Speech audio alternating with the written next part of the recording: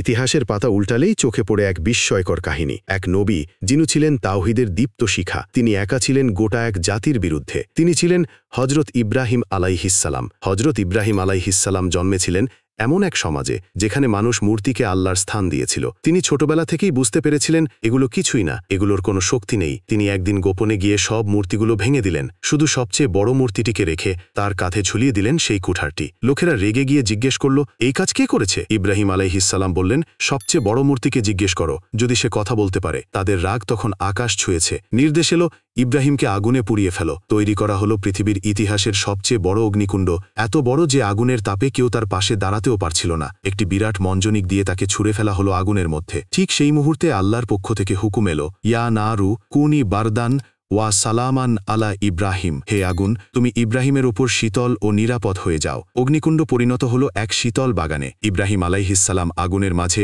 এক বিন্দুও আঘাত না পেয়ে উঠে এলেন সত্য ও ধৈর্যের বিজয় রূপে। মানুষ তখন বুঝে গেল, এই আগুন মানুষকে পোড়াতে পারে, কিন্তু আল্লাহ যাকে রক্ষা করেন তাকে কেউ জ্বালাতে পারে না। হজরত ইব্রাহিম আলাইহিসসালামের এই ঘটনা আজও আমাদের শেখায়, যদি তুমি আল্লাহর জন্য দাঁড়াও, আল্লাহ তোমার জন্য আগুনকেও শীতল করে দেবেন।